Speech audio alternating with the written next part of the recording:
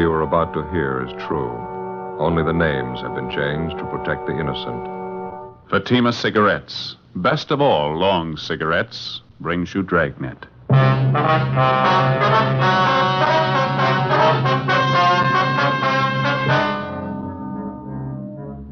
You're a detective sergeant. You're assigned to Juvenile Bureau. Dozens of petty theft cases are reported in one of the residential areas in your city. The victims, neighborhood businessmen. The suspects, teenage high school students. Your job? Stop them. More and more smokers, coast to coast, are saying this about king-size Fatima every day. They're different. Better. They are different. So pleasing. Yes, in Fatima, the difference is quality. You see, Fatima contains the finest domestic and Turkish tobaccos superbly blended. And Fatima is extra mild, with a much different, much better flavor and aroma. Compare Fatima with any other king-size cigarette. You'll find Fatima gives you all the advantages of extra length, plus Fatima quality, which no other king-size cigarette has. Yes, in Fatima, the difference is quality. Next time, buy Fatima. Best of all long cigarettes.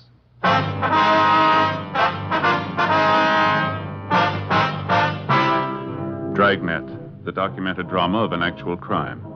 For the next 30 minutes, in cooperation with the Los Angeles Police Department, you will travel step by step on the side of the law through an actual case transcribed from official police files.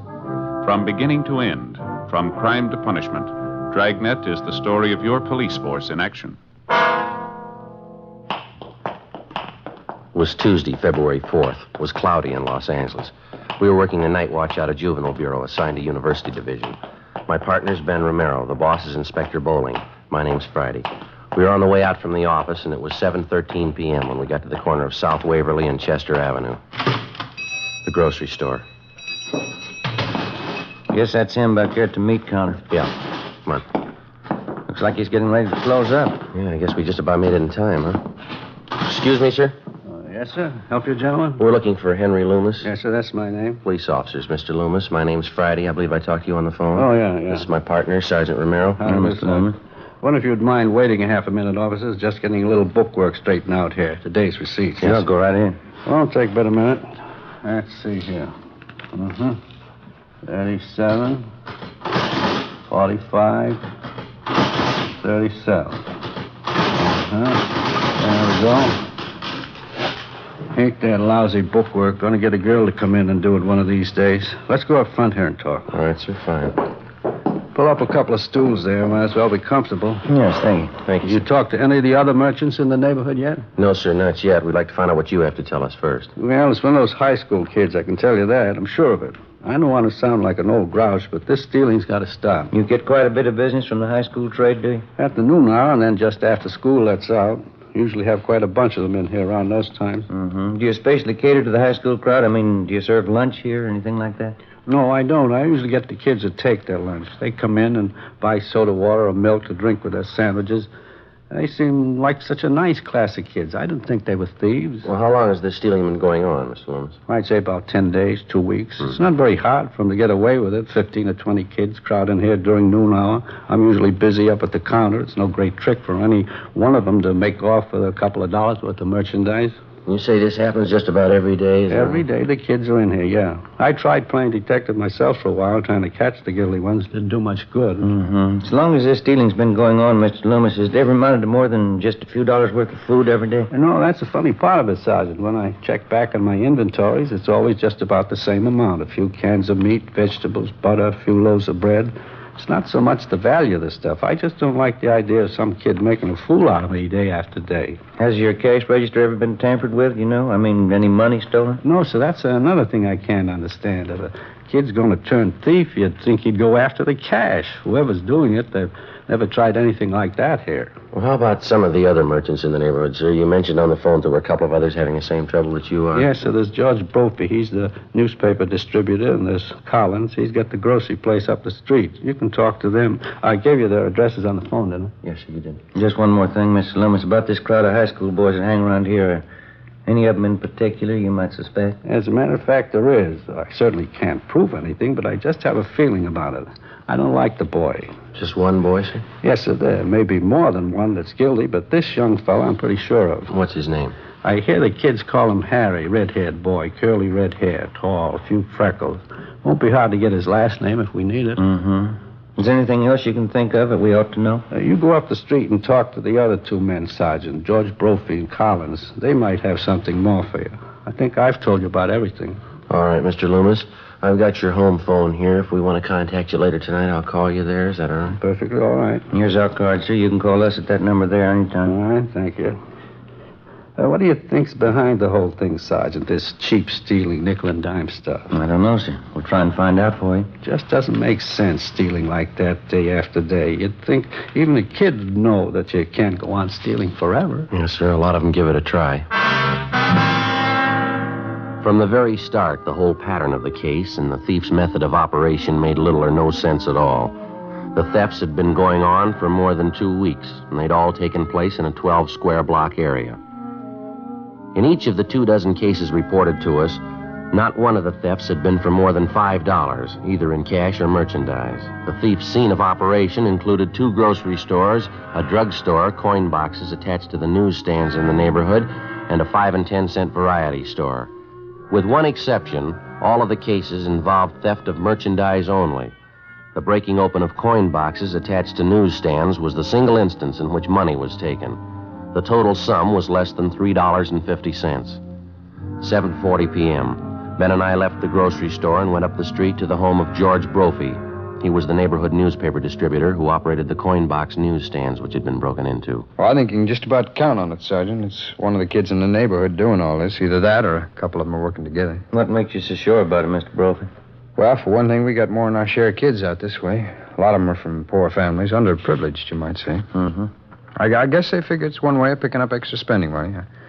I got nothing against the kids myself. A few nickels they get out of those boxes, I wouldn't prosecute them for that. Well, sir, that's not exactly it. The point is they're stealing. If they get away with this small-time stuff, they might figure they're ripe for something bigger. Probably be the best thing in the world for them if we can stop them now and set them on the right track, don't you think? Yeah. Put in with you there, Sergeant. I don't know how much I can help you, though. Do you have any idea at all who it might be that's breaking into the coin boxes? Well, like I say, I have nothing against any kid myself, but there is one of them around the neighborhood I've been a little suspicious about, a red-headed kid. What's he look like, you know? Red hair, freckle face, kind of tall and gangly. Typical high school kid. Old Loomis down at the grocery store, he's been a little leery about the same kid, too. Well, why do you single out this red-haired boy, Mr. Brophy? Well, he... Oh, excuse me, I better grab Right ahead. Yes. Hello. Oh, yeah, Maggie, hi. 4 of them. When are they born? Is that right? All right. Born this morning. 4 of them, huh? Yeah, just a minute, I'll call. Grace, Yeah, honey. it's for you, Maggie Harris. Oh, okay. Thanks. Excuse me, officer. A friend of my wife's, her cat just had 4 kittens. Oh, I see. Oh, where were we? Oh, yeah, about the kid. Yes, sir. Why do you suspect Well, there's a couple reasons, Sergeant. Late one night when I was making my collections, I spotted the boy hanging around one of the newsstands. Didn't look like he had any business there that time of night. He looked up and saw me coming. He turned and ducked down a side street. Well, do you have any idea where this boy lives, Mr. Brophy? No, can't say I do. He goes to that high school a few blocks up on South Waverly. I know that. It's the same boy that the grocerman had his eye on. You said there were a couple of reasons why you were suspicious of this boy, Mr. Brophy. Yeah. Well, this other thing doesn't mean too much. There wasn't anything really wrong with it. It just seemed a little queer, that's all. What was that? Well, I dropped in at the safety liquor store down the street last week. I wanted to pick up a little something. I saw the same kid in there. Uh-huh. He was asking Benny, the guy who runs the place, if he'd sell him a 5th of bourbon. I heard the kid saying it was supposed to be for his father. His father was sick and couldn't come in. Of course, Benny turned him down. He wouldn't sell it to the kid. And that was the extent of it, huh? Yeah, that's all. Wasn't anything wrong with it. Kid didn't insist. But I thought it was just a little out of line, sending a kid after liquor. Well, it's about the size of it. How about some of the other merchants in the neighborhood who have been bothered with these petty thefts? Do you know if any of them are suspicious of this boy? No, I wouldn't know that. Henry Loomis down at the store is about the only one I know of. Well, thanks very much, Mr. Brophy. If anything else comes up, you can get us at the number on this card here. Oh, okay, Sergeant. Fine. If I can help at all to clear this thing up, I'd be glad to do it. Well, we'll probably be checking back with you, and thanks again, sir. Sure is funny, the whole thing. I get a big laugh out of it. Sir? Oh, I mean the friend of my wife's called up, Maggie Harris. Cat had 4 kittens, like I told you. Uh-huh. Sure get a big laugh out of that. I kept telling her. She wouldn't believe me. What's that, sir? Well, she thought the cat was a male.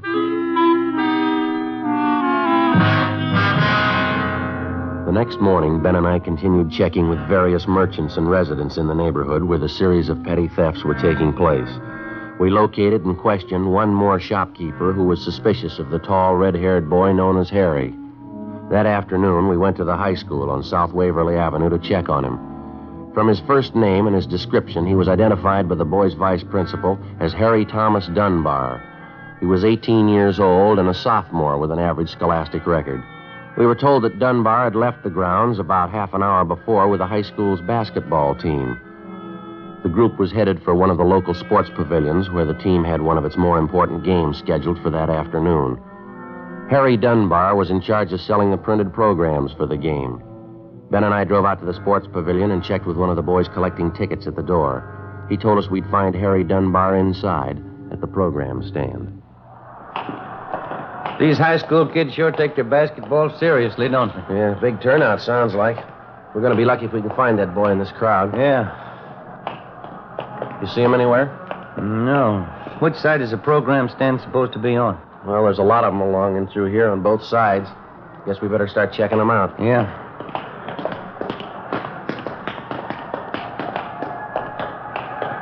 Joe. Yeah. That stand back there on the left, you see? Red-headed kid? Yeah, let's check him, huh? Okay. Programs, dime. Complete programs for the game, 10 cents. Excuse me, son. Program, mister? Your name Harry Dunbar? Yeah, that's right. We're police officers, Harry. We'd like to talk to you for a few minutes, if it's all right. Oh. Well, I can't talk to you now. I'm pretty busy selling these programs here. Then suppose we wait a few minutes, son. See, you only have a few left there to sell. No, it wouldn't do any good waiting. When I sell these, I got something else to do. It's only going to take a few minutes of your time, Harry. We won't keep you long. What is it, officer? What do you want to talk to me about? Just have a few questions for you, son, that's all. Can you step out in the lobby with us for just a minute? What's it all about? I'd like to know. We'd just as soon not talk about it out here. Oh, all right. We can go up this ramp here. All right. There's a hallway back here. Runs underneath the stands, won't be so noisy. Fine, we won't keep you long. Just a few routine questions. This ought to do okay. What is it you want to know about? Do you know a Mr. Loomis? Harry runs a grocery store near the high school. Yeah, old man Loomis. I go down to his store and eat lunch sometimes. Why? How about a Mr. Collins? He runs another store near the high school. Yeah, I know the place. Sometimes I go there, too. A bunch of the kids hang around there during lunchtime. We've had quite a few complaints from Collins and Loomis, some of the other stores in the neighborhood, too. We're checking on some of them. Thought maybe you could help us out, Harry. No, I couldn't help you any. Mr. Collins and that old man Loomis, they don't like us. They want to get us in trouble. I think they're lying. Lying about what? About us kids stealing things out of their stores. I bet they even told you I'm stealing things from them. Are you, Harry? Of course not. They can't say any of us stole things. They don't know. They can't prove anything. Do you know the man that distributes newspapers in your neighborhood, son of Mr. Brophy? Who? Mr. Brophy. Some of the coin boxes on his newsstands have been broken into. He thought maybe you could tell us something about that. Why me? I don't know any Mr. Brophy. Well, he knows you, Harry. He saw you hanging around one of the newsstands one night, and there's something else. He saw you trying to buy a bottle of liquor in the neighborhood. Is that right? We've had 3 or 4 reports on you, son. What do you say? You want to tell us about it?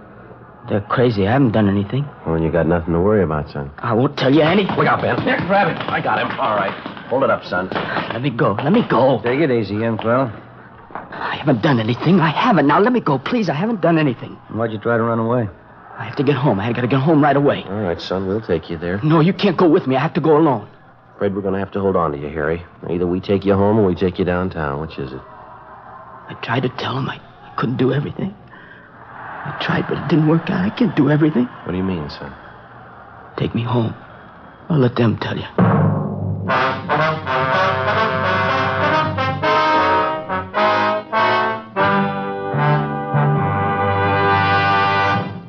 You are in the forgery division of a Metropolitan Police Department. Handwriting analysis.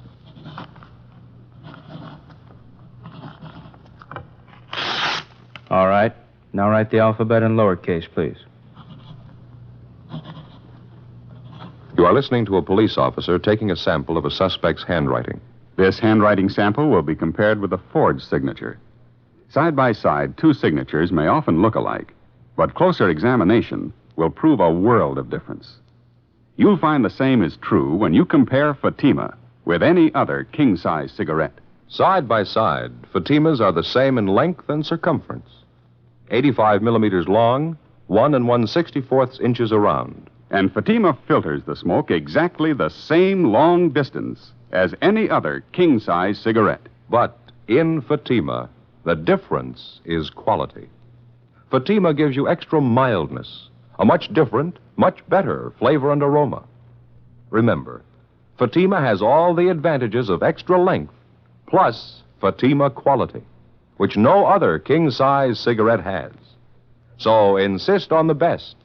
Next time, buy king-size Fatima.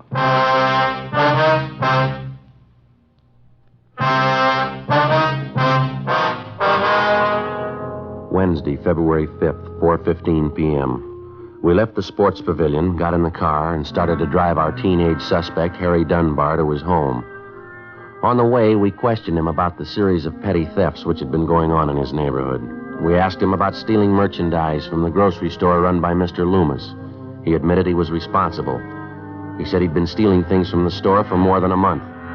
We asked the boy about the petty thefts from the grocery store operated by Mr. Collins. Again, he told us he was responsible.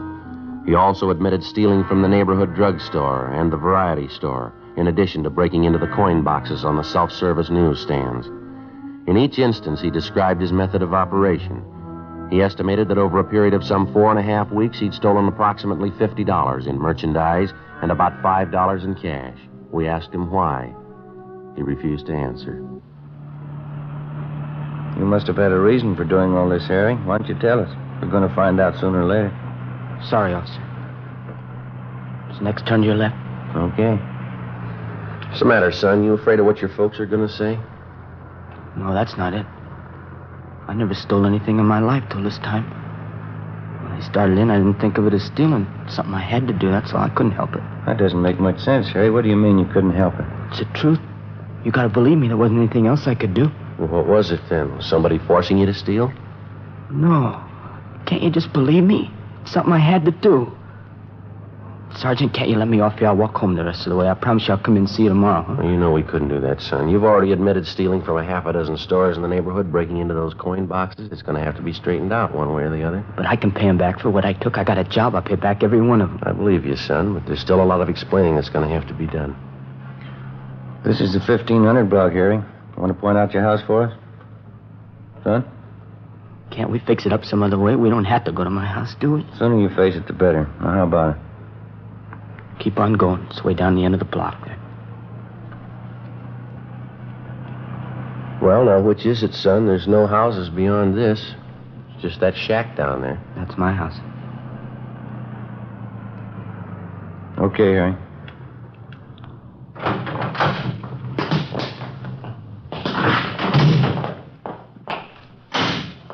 Maybe I better go in first, see if everything's all right. It'll be all right. We'll come with you. Ben and I followed the boy up the stairs and into the house. From the outside, it looked run down and badly in need of painting. On the inside, it still looked in fair condition, except for the housekeeping. The floor of the living room was littered with soiled clothing, ashes, dirt, and dust. The few pieces of furniture didn't look much better. A card table set in one corner was crowded with dirty dishes and scraps of half-eaten food. Across the room was a baby in a crib. Couldn't have been more than a few months old. Apparently, the bedclothes in the crib hadn't been changed for days. Next to the crib, huddled in an army cot, underneath a few thin blankets, was a dark-haired little girl, maybe 2.5 years old. Her face was thin and pale. She was asleep. Through an open door, we could see into the next room where a woman was lying on a couch. There was an empty glass and a newly opened bottle of whiskey on the nightstand. Should have let me come in first, officers. Would have had a chance to clean up a little. Kids mess up the house, Harry, is that you, Harry? That's my mother. Resting a little, I guess.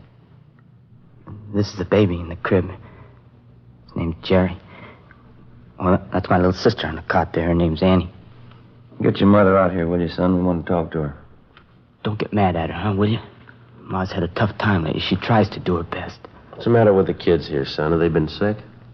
Yeah, the baby had a cold, but I got that medicine there from the drugstore. He seems to be okay.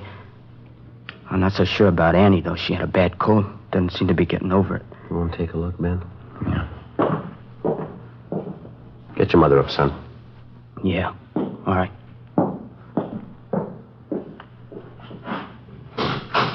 Hey, Ma. Ma, get up, will you? What is it? Who'd you bring home with you? A couple of policemen. They won't talk to you. What'd you bring them in for? Close the door there. I have to fix up a little. My mother will be right out, officer. All right, son. Joe? Yeah. We better get to a phone right away. It looks pretty bad. What is it? Baby needs a doctor. A little girl here. I hope she does, too. What? I'm not sure she's alive. An ambulance was called immediately, and Harry Dunbar's 2-year-old sister Annie and his baby brother were both rushed to the general hospital. The mother, identified as Mrs. Florence Dunbar, was taken downtown and booked at the main jail on a drunk charge. 6:45 p.m. We took the boy, Harry Dunbar, over to Ben's house. We put in a call to the general hospital to check on his little sister Annie and his infant brother. They told us both the children were suffering from malnutrition. The little girl, Annie, had double pneumonia. Miraculously, the baby seemed to have been spared. He was sick, but his condition wasn't considered serious. After Ben's wife fed him dinner, 18-year-old Harry Dunbar sat down and told us the story. 3 months before, his father had deserted the family. His mother had made a pretense at supporting Harry and the 2 babies and then gave it up in favor of drinking. The whole burden of keeping a family alive was piled on the youngster's shoulders. Besides school, he had 3 odd jobs that he worked at to earn enough money to pay the rent, the gas and light bill, food, and general necessities. It wasn't enough, so he had to take to stealing. His mother wouldn't work, but at the same time, she wouldn't let the boy apply for charity. He slept at Ben's house that night, and the next morning at Juvenile Bureau, he gave us the rest of the story. I guess it got too much for me. I don't know. I could sneak the food and medicine from the stores, all right, but couldn't seem to get enough money together. The rent bill and all that. Kids needed clothes, too. Well, why wouldn't your mother let you apply for help, son? Some of the local charity. Well, Ma'd never go for that, officer. She'd get mad when I talked about it. Said she had too much pride to take charity. Did your mother know that you were stealing the food and medicine that you used to bring home? I don't know. Guess so. Wouldn't be so mad at her, but every time I got some money together to pay bills, she wanted me to buy whiskey for her. She begged so much I couldn't say no. We're having your mother brought over from the main jail, Harry. We'd like to find out if we can't locate your father. You want to check outside, Ben? See if they brought Miss Dunbar over yet? Yeah, okay. Thank you. How about the kids, Officer? Annie and the baby, how they doing? Well, I checked the hospital, Harry. The doctor's going to call us as soon as he can. Ma, I should have known better. Poor little kids. I could take care of myself, but they had to depend on her. She'd only stopped drinking. Go right in, Mrs. Dunbar.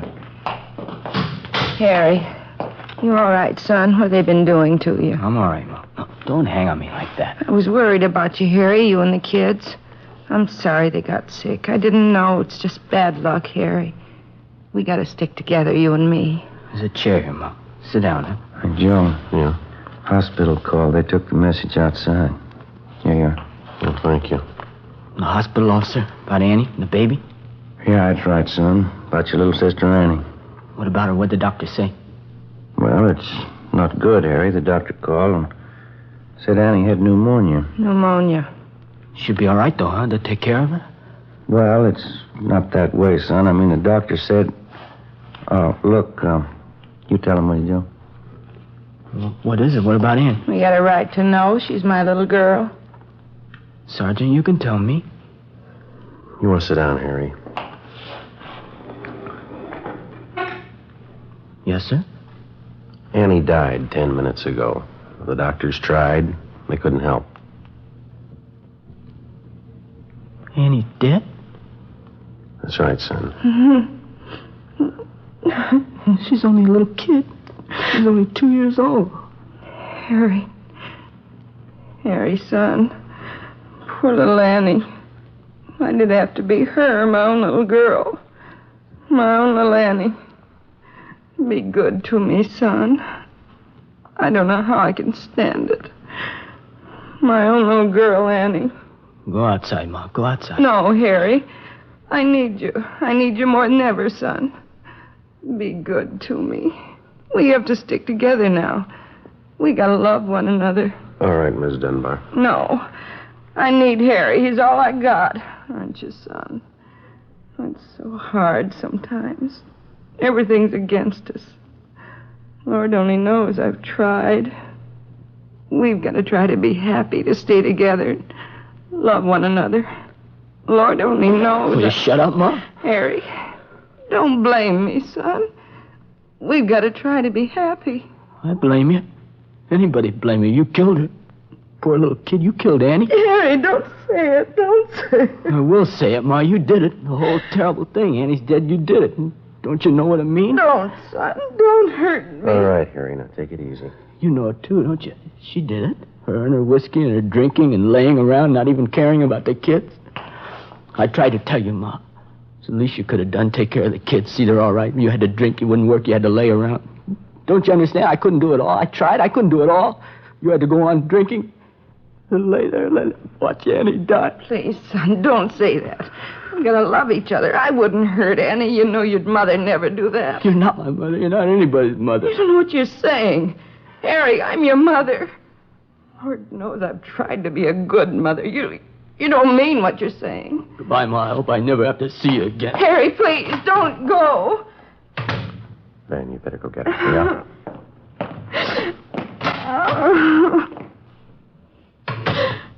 He wouldn't believe me, Sergeant.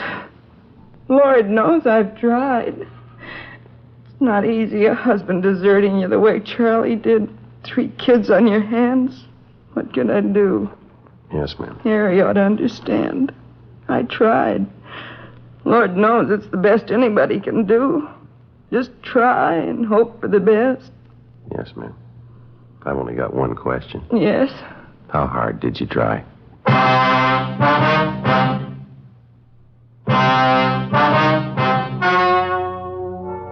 The story you have just heard was true. Only the names were changed to protect the innocent. On April 23rd, trial was held in municipal court, city and county of Los Angeles, state of California. In a moment, the results of that trial. Now, here is our star, Jack Webb. Thank you. Friends, I have here a pack of Fatimas. Inside, of course, 20 king-size Fatima cigarettes. Now, Fatimas are the same length and circumference as other king-size cigarettes, and Fatima filters the smoke the same long distance. But only inside this golden yellow package do you get Fatima quality. That's right. Fatima gives you all the advantages of extra length plus Fatima quality, which no other king-size cigarette has. Next time, buy Fatima.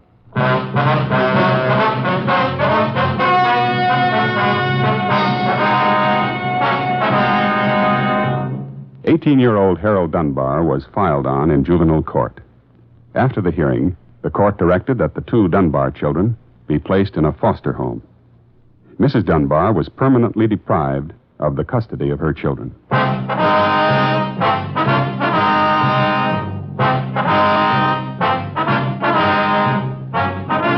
You have just heard Dragnet, a series of authentic cases from official files. Technical advice comes from the Office of Chief of Police W.H. Parker, Los Angeles Police Department. Fatima Cigarettes, best of all long cigarettes, has brought you Dragnet, transcribed from Los Angeles.